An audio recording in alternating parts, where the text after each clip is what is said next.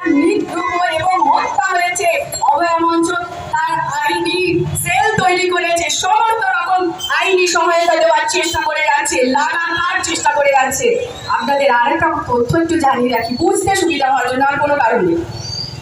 যদি ধরেন আপনি ভাবেন যে থানায় একটা এফআইআর করব, হতে পারে তো কোনো সমস্যা হয়েছে, সেই সমস্যা যদি মহিলাদের নিয়ে হয়, বা কেউ টিজ করেছে, কেউ অ্যাবিউজ করেছে, মলেস্টেশনের অভিযোগ বা রেপের অভিযোগ না এফআইআর করবে, যান তো থানায়, আপনার লোকাল থানায় গিয়ে এফআইআর করুন তো, মানে করতে পারেন কিনা খালি দেখুন। থানা এফআইআর নেবে না, সরকারি নির্দেশ। কেন? কারণ ওই যে সরকারি পরিসংখ্যানে উঠে যাবে যে পশ্চিমবঙ্গের রেপের হার এত, তাহলে দেশের মধ্যে ঢাকঢোল পিটিয়ে বলতে পারবে না যে নারী সুরক্ষায় আমাদের অবস্থা দেশের মধ্যে ঠিক কত অবস্থানে, সব আটকে দিচ্ছে।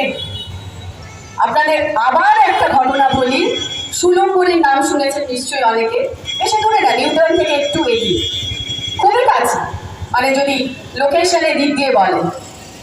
সেখানেও ছোট বাচ্চা, ওই 12-13, নিখোঁজ নিখোঁজ নিখোঁজ নিখোঁজ, ডায়েরি নেয় না নেয় না নেয় না, তারপরে সেই বাচ্চাটির মৃতদেহ পাওয়া গেল। 4 থেকে 5 মাস বাদে আমরা জানতে পারলাম কোনো এফআইআর নিচ্ছে না পুলিশ। ভেবে দেখুন, মা বাবার কি যন্ত্রণা, মেয়েকে প্রথমে পাচ্ছে না, মেয়ের পচা গলা দেহ পেল, তার বিরুদ্ধে একটা এফআইআর করবে, এফআইআর করে কিছু হবে না সে তো অন্য কথা, এফআইআর টুকু করবে, করতে দিচ্ছে না এই প্রশাসন। সেই এফআইআর 5 মাস বাদে কোর্টের নির্দেশে করানো গেল। তাহলে কোথায় চলেছি আমরা? যদি ভাবেন নিজেদের সুরক্ষিত, নিজেদের নিরাপদ, তাহলে আর যাই হোক, আজ হয়তো আমরা সুরক্ষিত, কিন্তু কাল আর কিছুতেই নিরাপদ নই, কেউ নই। তাহলে কি আমরা বাড়িতে বসে থাকবো নিশ্চিন্তে, বা দুঃখ নিয়ে, বা ভয়ে, বা অনুশোচনায়, বা ব্যথিত হয়ে কোনোটাই লড়বো না? আমরা এই স্বাধীনতার জন্য লড়বই।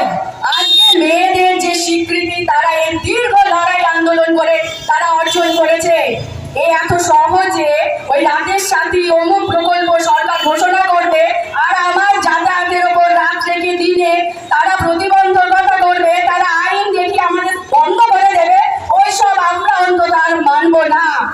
তাই আগামী কাল রাস্তায় থাকুন, 14 তারিখ আবার রাত জাগুন, বারবার প্রত্যেকটা জায়গায়, যত জায়গায় সম্ভব আবার রাত জাগুন। দিন বদল করার স্বপ্ন দেখবো আমরা, রাত জেগেও দেখবো, রাত জেগেই দেখবো, কারণ এর 1 বছর হতে চললো। নির্দিষ্ট কয়েকটি হয়তো খুব ছোট ছোট নারী সংগঠনের একটা কল, একটা ডাকে হাজার হাজার মানুষ যারা রাস্তা কাঁপিয়েছিল। তাহলে সেই সাহস আমাদের আবার আনতে হবে। শুধু নিজে আসবেন না, শুধু 2 হাতে 2টি মানুষকে নিয়ে আসুন, সে যদি আবার একটা হাত বাড়ায়, এক এক করে সেই সংখ্যা আবার আমরা লাফে নিয়ে যেতে পারবো। শুধু নিজে আসলে হবে না, বারবার আমাদের বলতে হবে অর্জিত স্বাধীনতাকে আমরা এই শাসকের কাছে বন্ধক রাখবো না, মানে কিন্তু রাখবো না। এই প্রত্যয় থেকে আমাদের এক চুল যেন আমরা না সরি, এটা আমাদের প্রত্যয়ের সাথে নিজেদের কাছে নিজেদের ঘোষণা করতে হবে। আমি কি বলে গেলাম, গোপালি কি বলছে, স্যারেরা কি বলছেন তো, তারা এই লড়াই আন্দোলনে আছেন, বলছেন নিজেদের উপলব্ধি দিয়ে যা সিদ্ধান্তে আসবেন সেটাই জীবনের সেরা পাওয়া, সেরা চাওয়া। ধন্যবাদ আপনাদের দেব না, তবে অবশ্যই আপনাদের এই বিপুল সংখ্যক উপস্থিতি আমাদের আরো সাহস যোগাবে, আরো রাত জাগবো, আরো দিন জাগবো, সারা পশ্চিমবঙ্গ জুড়ে আমরা ছুটে বেড়াবো এই একটা না একাধিক লক্ষ্যকে সামনে রেখে। তাই টার্মারও খেলা ঘুরতে, এটা অন্তত আমরা আত্মস্থ করতে পারি। ধন্যবাদ সকলকে।